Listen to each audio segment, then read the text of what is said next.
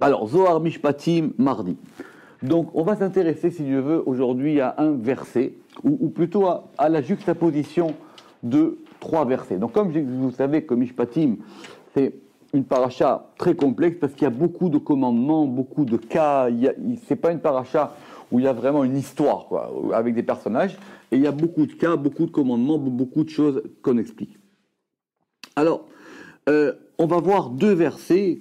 Un qui est le 23-13, qui est marqué au début, et qui commence par Davar Acher. Je vous dirai pourquoi c'est Davar Acher, parce qu'il y avait juste avant un petit paragraphe qui expliquait le début du verset, mais on va revenir à cette chose-là.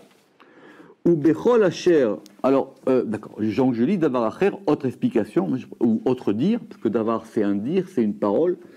Ou Bechol Asher, Amarti Alechem, et dans tout ce que je vous ai dit, Tishameru. Alors, Tishameru, le Zohar a fait remarquer avant que c'est pas marqué Tishmoru. Alors, Tishmoru, ça aurait voulu dire vous le garderez ou vous l'observerez, mais Tishameru, vous serez gardé. Vous serez gardé. Veshem Elohim Acherim, et le nom des Elohim Acherim autres, Lo Taskiru, vous ne... Alors, c'est intéressant parce que ce verbe de Leaskir, qui vient de la racine Zachor, alors que Zachor, on traduit généralement par se souvenir, mais on va dire que dans Lo Taskiru, c'est vous ne rappellerez pas ou vous ne mentionnerez pas. Donc quand on traduit par exemple Zachor et Yom HaShabbat, on peut aussi dire que ça veut dire tu évoqueras plutôt que tu te souviendras. Il y a les deux notions. Dans Zachor, il y a une notion qui est liée au passé et il y a une notion qui est factitive dans le présent.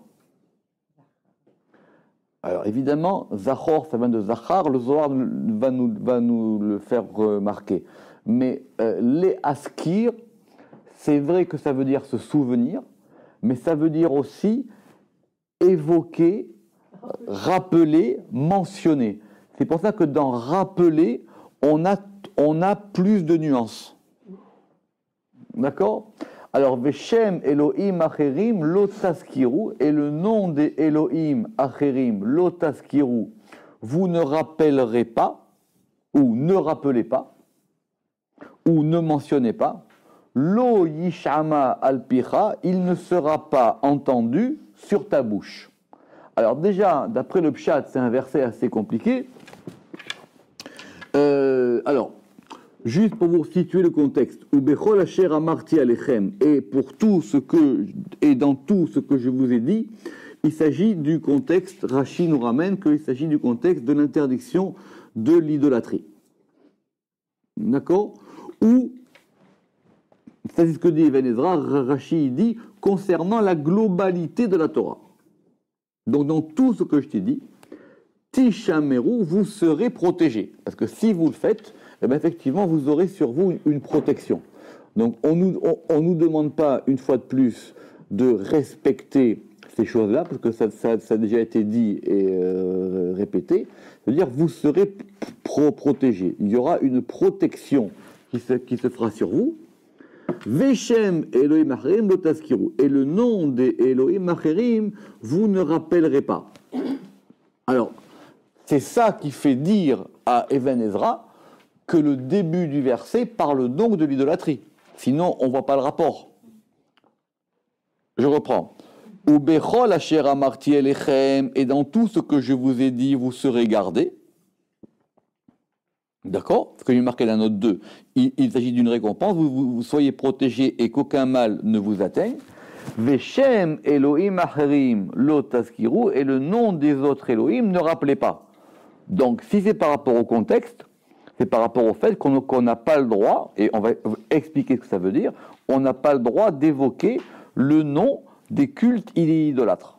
D'accord ? Rashi dit, par exemple, quand on fait un contrat avec un idolâtre, on n'a pas le droit de mentionner dans le contrat le nom de son dieu, etc. C'est voir dans Rashi Ou par exemple, même par rapport au calendrier, il vaut mieux avoir un calendrier juif qu'un calendrier qui est lié à des fêtes païennes, etc. C'est ce que Rashi il ramène dans les deux lignes là-bas. Mais Rashi, qui est cohérent, il dit, c'est pour nous apprendre que Avodah Zarah équivaut à toute la Torah. Pour être cohérent avec le début du verset. Parce que lui, il a dit que ça parlait de toute la Torah. Donc l'idolâtrie, c'est la contrepartie de toute la Torah. Et lo yishama al picha, il ne sera pas entendu sur ta bouche. Alors, si on a déjà dit Veshem et Marim Lotaskiru, si on a déjà dit que le nom des autres Elohim, tu ne rappelleras pas, pourquoi est-ce qu'on revient à nous rajouter cela ne sera pas entendu sur ta bouche? Alors, est-ce que c'est pour nous donner, pour renforcer, pour appuyer la chose, ou est-ce que c'est autre chose? D'accord? Rashi pense que c'est un autre cas de figure, c'est-à-dire que si tu t'associes avec un idolâtre, lui, il va jurer par rapport à son Dieu. Et donc, du coup, c'est comme si cette chose-là avait été entendue de ta bouche. Lo ishama al-picha. Ok? Voilà le verset qu'on veut expliquer aujourd'hui. Juste pour compliquer l'affaire, parce que sinon c'est trop facile, tout de suite après, la Torah dit Shalosh regalim tachog li bashana, 3 fêtes tu fêteras pour moi pendant l'année, le verset 14, et hagamatzot tishmor, et la fête des matzot, Pesach, tu garderas, Shivat Yamim tochal matzot, 6 jours tu mangeras des matzot, Ka'asher tiviticha, comme je t'ai ordonné, les Moed Chodesh Aviv, au temps du mois du printemps, qui beau, parce que en lui, dans ce mois-là, Yatsata Mitzraim, tu es sorti d'Égypte, Lo yiraou panay rekam, vous ne verrez pas mes faces vides. D'accord? Donc, quel rapport avec le fait des fêtes et le fait de Pessah, puisque ici, dans cet ordre-là, on a commencé par Pessah. Alors, c'est notre Zohar d'aujourd'hui. Rabbi Yehuda, il a ouvert avec 3 versets des Tehilim. Shema ami ve'aïdabach, Israël im tishmali. Écoute mon peuple, et je témoignerai par toi, Israël im tishmali, si tu m'écoutes. Mais est-ce que c'est vraiment un présent? Peut-être que ça peut être un futur. Im tishmali. Lo yebecha el zar, tu n'auras pas en toi de el, de Dieu zar. Zar, c'est étranger. Velo tishtahavel el nechar, et tu ne te prosterneras pas devant un el nechar. J'ai mis un point d'interrogation parce que nechar, si on traduit par étranger, ça fait doublon avec zar. Or, ce sont 2 mots différents. Anochi Hashem Elohecha, je suis Yudke Vavke ton Dieu, Amarcha qui te fait monter, mais Eretz Misraïm, de la terre d'Égypte, Archiv Picha, élargis ta bouche, Vahamalehu, et je la remplirai. Pourquoi il nous a ramené ces 3 psukim là, bien qu'ils soient effectivement dans la suite du même Tehilim, c'est une bonne question. On aurait pu dire parce qu'il y a effectivement la notion de Yishma qui revient. On pourrait dire aussi parce qu'il y a la notion de Picha qui revient. Ou on peut dire de façon plus générale parce que c'est la même idée, à savoir qu'il faut ne pas avoir de rapport ni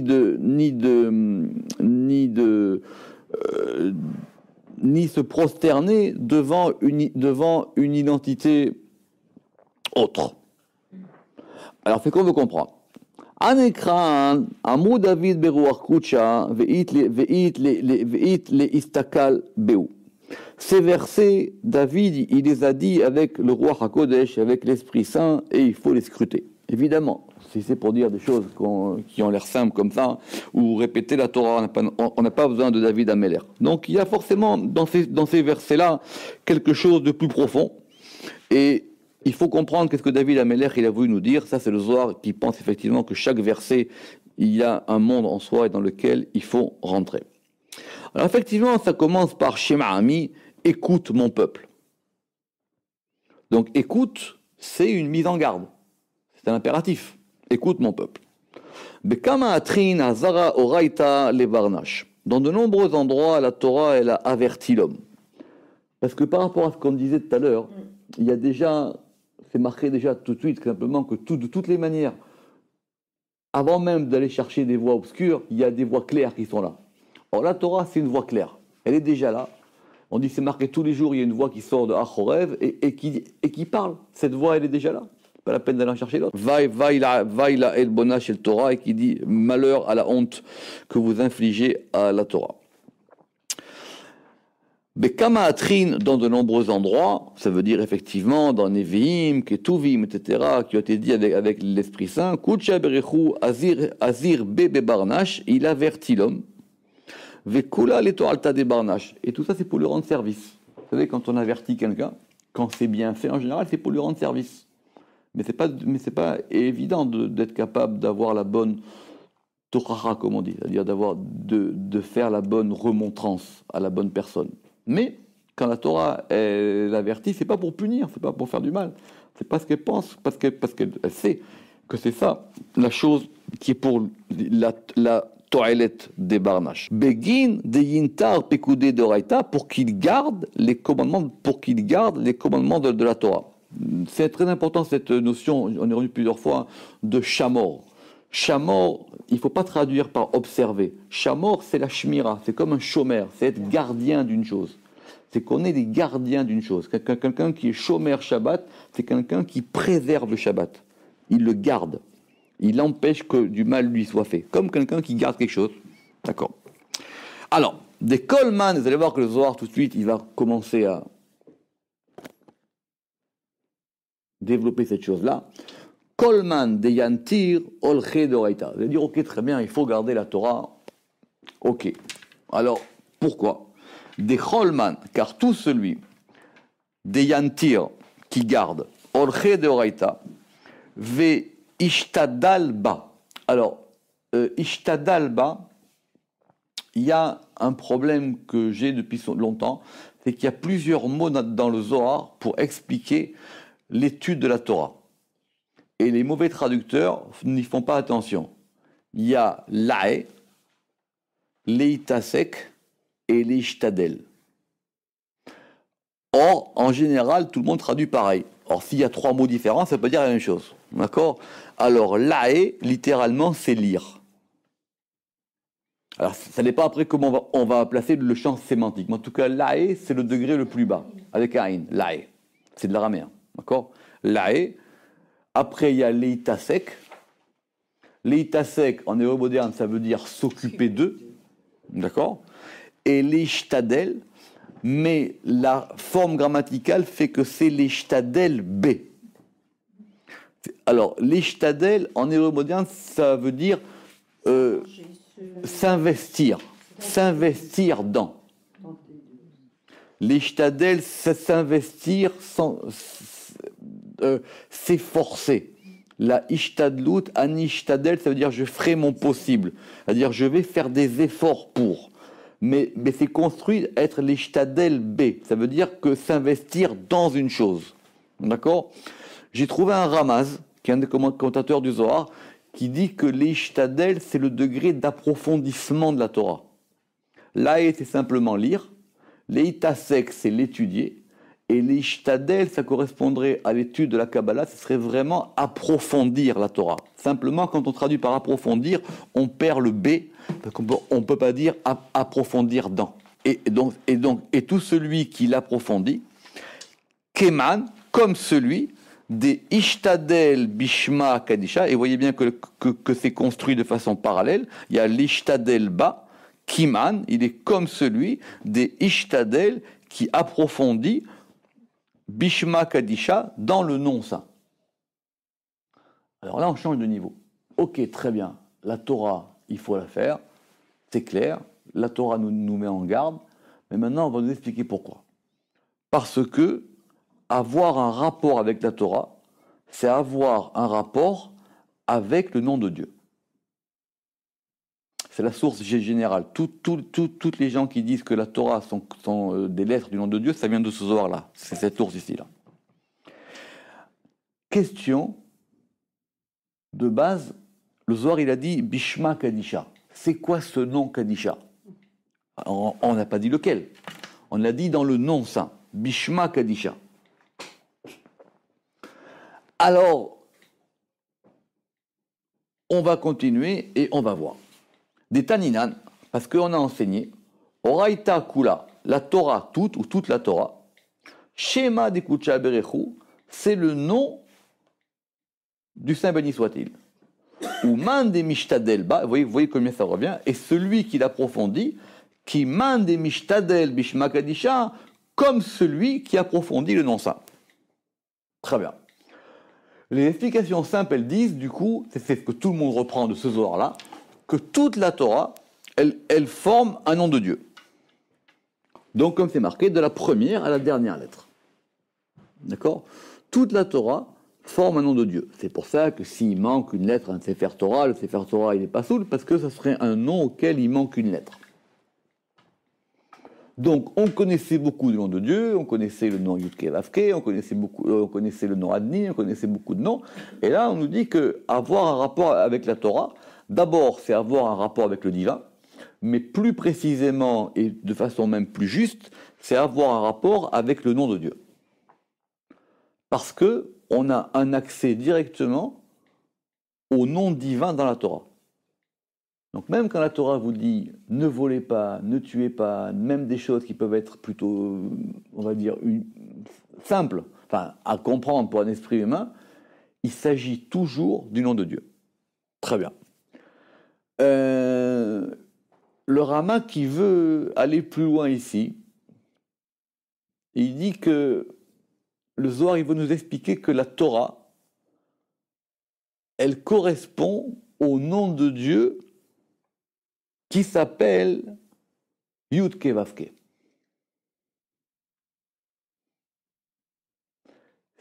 Et toute la Torah, elle est inclue, totalisée dans ce nom-là.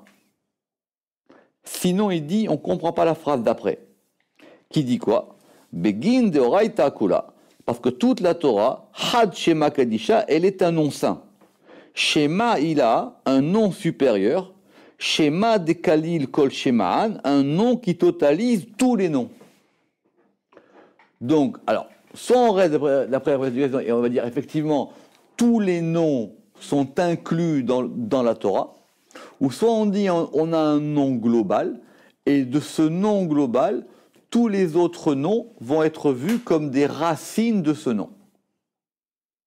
Enfin, comme des racines, pardon, comme tout à fait, comme des ramifications. On a un nom source et on a des racines. Et on a des ramifications. La question est que, est-ce qu'on peut toucher les ramifications sans atteindre la racine? Ou est-ce que c'est tellement lié que dès qu'on touche à une ramification, on va toucher directement à la racine? D'où notre problème des Elohim Acherim.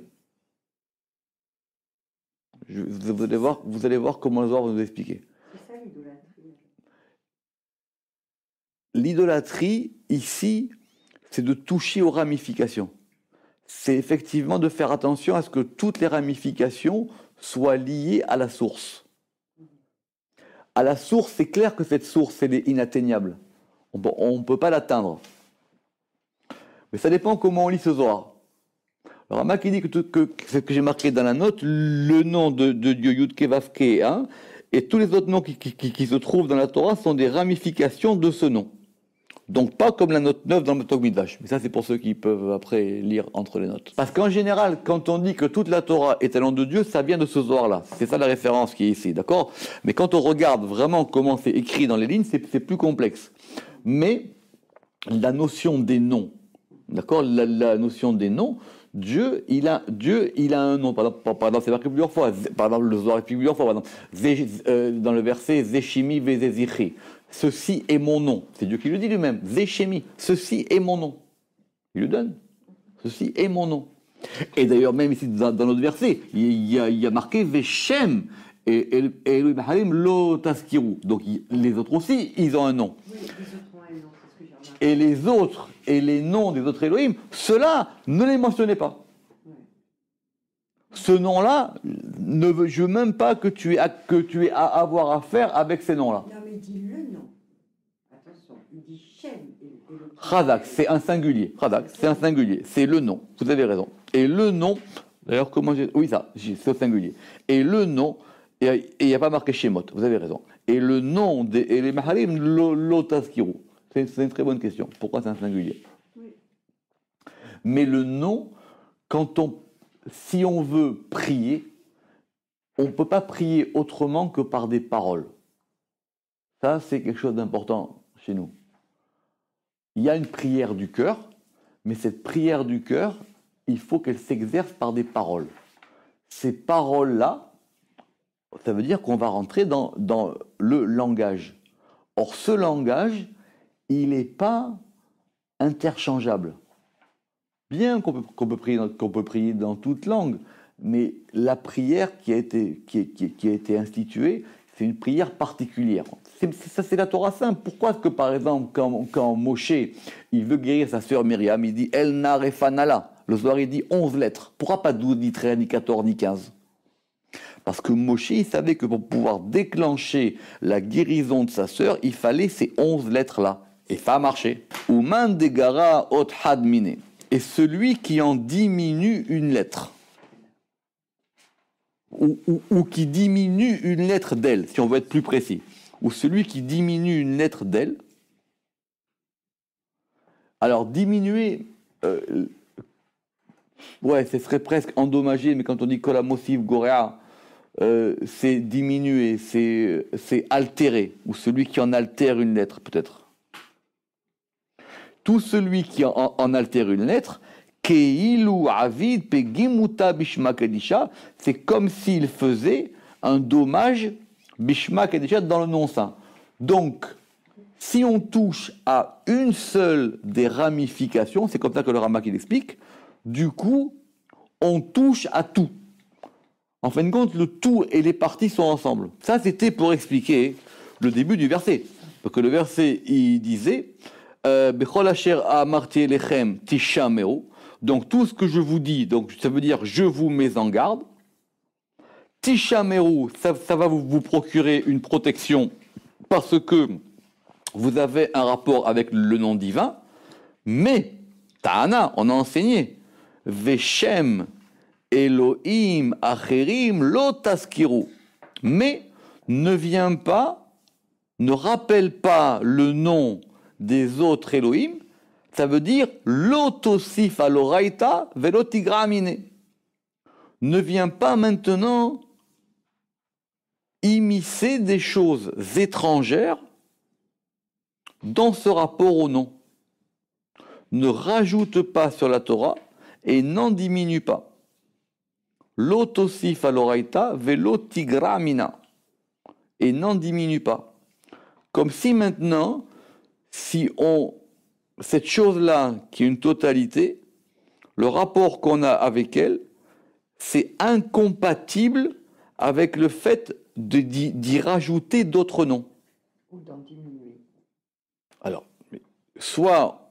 c'est un peu intéressant parce que du coup, vous avez raison.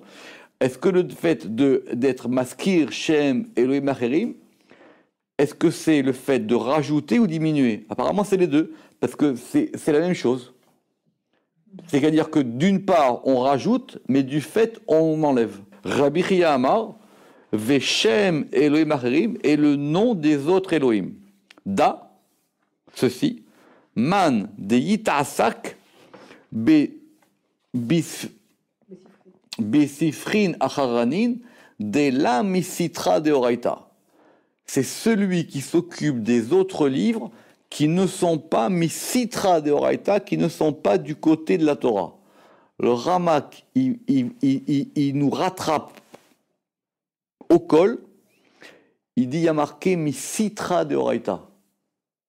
Qui sont de l'autre côté. Non, qui ne sont pas du côté de la Torah. Ça veut dire qu'il y a des livres qui ne sont pas la Torah, mais qui sont Misitra de Oraita. Il n'y a que le Ramak pour dire ça. Ça veut dire, c'est la note 13, car il y a des livres qui sont du côté de la Torah, comme par exemple les livres de médecine, ou les livres qui participent au maintien du monde, et ainsi ont un côté dans la Torah. Misitra de Horaïta. Il fallait être fan dans le Zohar pour comprendre ça. Misitra de Horaïta. Parce qu'on aurait pu croire du coup, alors donc, il n'y a plus aucun rapport avec aucun autre livre que la Torah. Alors il dit, le Zohar il a dit Misitra de Horaïta. Du côté de la Torah. C'est-à-dire, c'est pas la Torah elle-même, parce que sinon on aurait dit Deoraita. Et quand il y a marqué Misitra Deoraita, il y a des choses qui sont du côté de la Torah. Donc, qui ne sont pas de la Torah elle-même, mais ça participe du côté de la Torah. C'est extraordinaire, parce que c'est une barrière contre l'athéisme. Ouais. Ah oui. Ça veut dire les sciences, on peut tout à fait, parce que c'est la création de Dieu, et ça ajoute à la connaissance du Et le Rama qui tire ça, que chaque fois qu'il est marqué dans le Zohar Misitra De, c'est jamais la chose elle-même, c'est quelque chose qui provient d'un rapport à la chose. Et il dit c'est un klal dans le Zohar. Parce qu'on l'avait vu ça dans le Pardes, il y a marqué dans le Zohar là-bas, il y a marqué Misitra de Yovla, pour ceux qui s'en rappelaient, à propos de la Bina, il y a marqué là-bas du côté du Yovel. Il dit pourquoi le Zohar il n'a pas dit du Yovel? Parce qu'il dit c'est pas le Yovel, c'est quelque chose qui provient du côté du Yovel. Et il a dit là-bas, rappelle-toi de ce klal, parce que c'est un klal qui marche dans tout le Zohar. Et chaque fois qu'il y a marqué Misitra de, c'est-à-dire c'est pas la chose, c'est qui procède d'eux, qui provient d'eux, ou qui a un rapport à. Alors la Torah elle dit maintenant attention, Veshem Elohim Aharim lo tazkiru. Ne viens pas mêler à ça des choses qui n'ont pas à voir avec ça. Alors si c'est pour nous dire que c'est Avodah Zarah, c'est la question de Rashi, mais ça je savais déjà cette histoire-là maintenant, j'ai pas besoin de ça. Il y a un rapport avec les autres noms. Ces autres noms-là, ils peuvent altérer cette structure complexe des noms qui s'appellent la Torah. Alors maintenant, ça rajoute quoi? La Yishama al-Picha. Alors d'abord, c'est faux, c'est pas la Yishama al-Picha, c'est l'eau. Donc c'est pas un kamatz, c'est un cholem. Lo Yishama al-Picha, il ne sera pas entendu sur ta bouche. Rappelez-vous ce qu'avait dit Rashi. Rashi avait voulu dire que c'est dans le cas où je fais un contrat avec un idolâtre, et donc du coup, lors du contrat, il va devoir dire quelque chose par rapport à ça.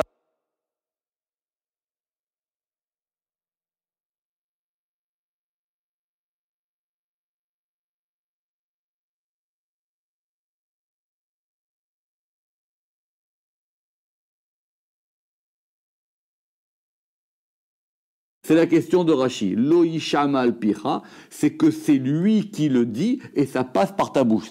C'est la question de Rashi sur le verset là-bas. Allez, regardez. Quand tu dis, on t'écoute. Non, lo yishama, c'est lui qui le dit, c'est toi qui l'entends et c'est considéré comme si c'était sorti de ta bouche. Ah, c'est ça l'idée, C'est ça qui dit Rashi là-bas. Lo yishama al-picha. Tu as fait un contrat avec un idolâtre. Lui, pour faire son contrat, il va dire le nom de son Dieu, donc il sera entendu. C'est ce qui est marqué dans Rashi là-bas. Lo yishama minanochi, il ne sera pas entendu de lui. Al-pira, c'est quoi ta bouche? Chez l'ota shutfut imnochi, parce que si tu fais une association avec un idolâtre, et lui, il va, pour pouvoir sceller le contrat, il va faire un serment par rapport à son Dieu, Nimset, Sheata Gorem, et donc du coup, il se trouve que c'est toi qui as enclenché chez Yizacher Aliadecha, parce que ce nom-là va être mentionné par ton fait à toi. En tout cas, ça veut dire, n'enclenche pas ça. Le Zohar, lui, il dit ça d'une façon beaucoup plus pchate. Des Assour, afilou leat karaloun, car il est interdit même de le rappeler. Ou les melef minay ou ta'ama, et d'en apprendre un sens. Kol sheken aloraita, à plus forte raison pour la Torah. Kol sheken aloraita, à plus forte raison pour la Torah. Que la Torah puisse apprendre d'eux. C'est comme si le serviteur dominait le maître, il dit le Ramak. Je relis. De asura filou leat karaloun ou li melef minay utama, et alors il est interdit même de le rappeler ou de le mentionner, ça dépend comment on traduit, ou les melef c'est apprendre, minay ou de, ta'ama un sens, un ta'am, Kol Sheken, à plus forte raison, à l'oraïta sur la Torah. Donc, il ne faut pas non plus que j'imagine que de ça va me donner un ta'am ou un sens ou une raison de plus pour la Torah. Ok. Alors, très bien, mais Rabbi Yehuda, maintenant, Rabbi Yehuda, il a enseigné ainsi.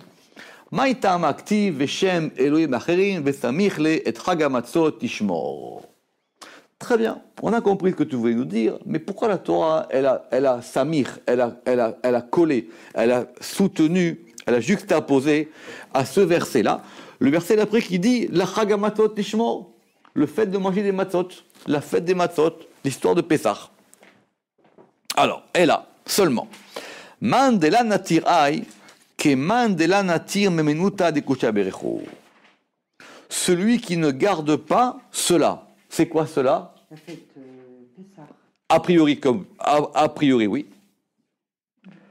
Qui mande la natir memenuta de kucha berechu, comme celui qui ne garde pas la emuna, la fidélité de kucha berechu.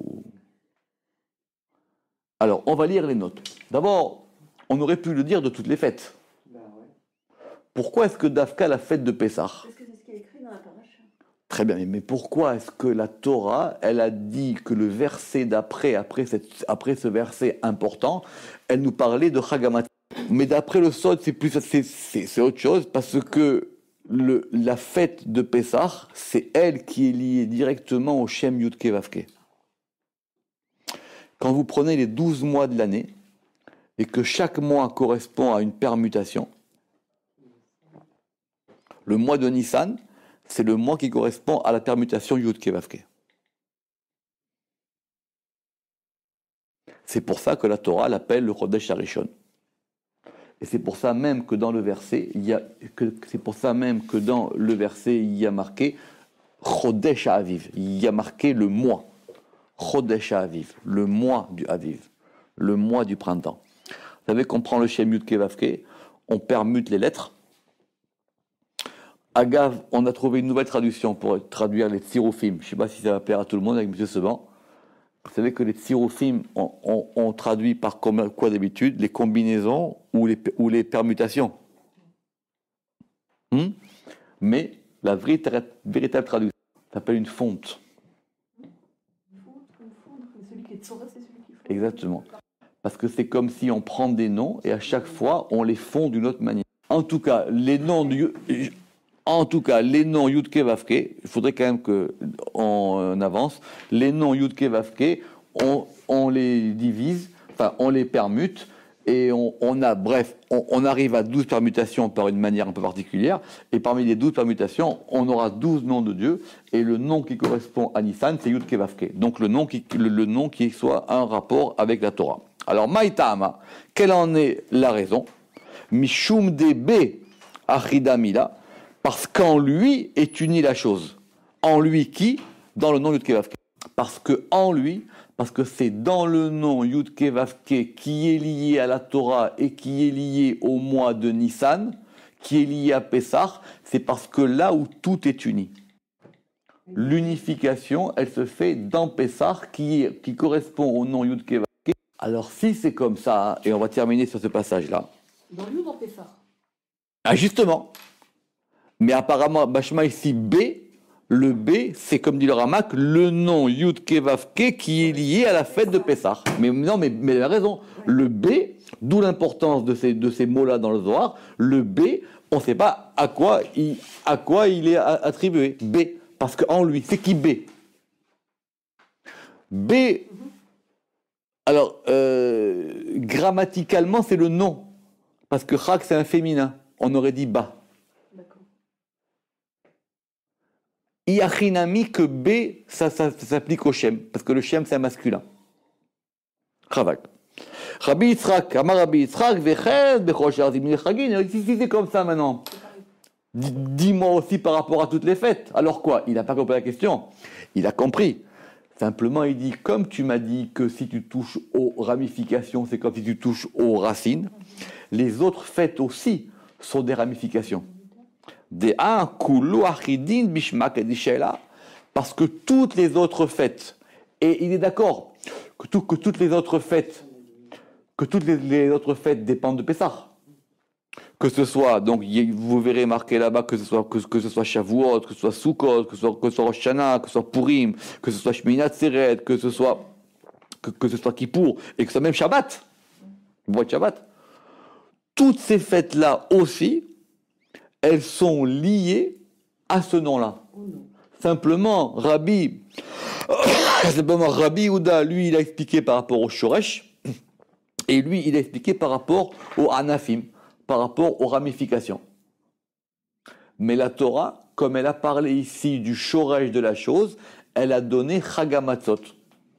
Et il lui dit, mais si c'est comme ça, aussi peut trouver. Alors, et donc, comme il n'a pas contredit, ça veut dire qu'il est d'accord avec lui. Il dit, et de même, Vechen, Bechol, Shar, Zimnin, Vechagin. De même pour les autres temps et fêtes. Oui. De Akuleu Achidan, parce que tous sont unis. Bishma Kadisha Ila, dans le nom saint supérieur. Simplement, moi, j'ai été particulier, c'est que j'ai traduit Achidan par unir. Oui. Mais on aurait pu traduire ici parce que chez Kulam, Ochazimbe. Parce qu'ils sont tous saisis, ils sont tous en relation avec. Alors, Ve'alda, et pour cela, Taninan, on a enseigné. Alors, pourquoi est-ce qu'il est écrit, et c'est la suite, hein, c'est le verset 17, alors pourquoi est-ce qu'il est écrit tout de suite quand on parle de ça là-bas? Parce que là-bas, après, on va expliquer Chagakatsir, Vechaga Asif, d'accord? C'est-à-dire les autres fêtes de l'année, Shavuot et Sukkot. Ve'alda taninan, ma'yidirtiv shalosh parim bashana yira'e kol dehurecha. Pourquoi est-ce qu'il est écrit 3 fois dans l'année, yira'e kol dehurecha, sera vu tout ton mal? Et il faut traduire littéralement, sinon on s'en sort pas. Alors d'après le Pshat, c'est le fait qu'on doit aller, que tous les hommes avaient l'obligation, mais les femmes aussi, mais c'est d'une autre manière, l'obligation d'aller se faire voir à Jérusalem, d'être vu, d'accord? D'être vu, d'aller se faire voir. Yerae, il sera vu, d'accord? C'est compliqué, c'est une Mishnah, ça veut dire quoi? Ça veut dire quoi se faire voir? Est-ce que c'est compliqué, etc. Mais il y avait, oui, parce qu'il y a quelque chose de vision. Il faut être vu par Jérusalem. Il faut que Jérusalem te voie. C'est très important. Non, il faut que tu sois vu. Yerae sera vu. Yerae, il sera vu.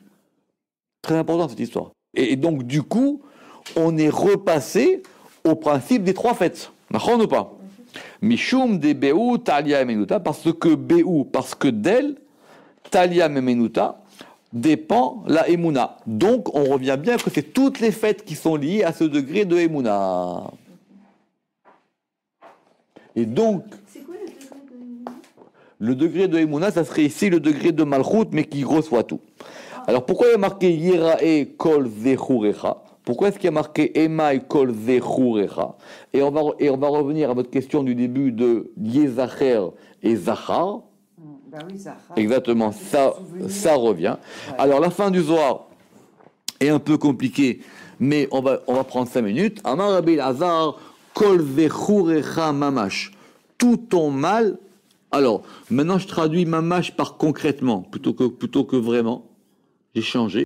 Amar Rabbi Lazar, kol zechurecha mamash, tout ton mal, c'est-à-dire quoi? Tout le degré du zachar. Begin de natlin birkata, parce qu'ils vont prendre la beracha, la bénédiction, mi maboua de nachala, de la bénédiction, mi maboua de la source du fleuve. Ça veut dire que c'est une manière de revenir au point d'émergence de tout.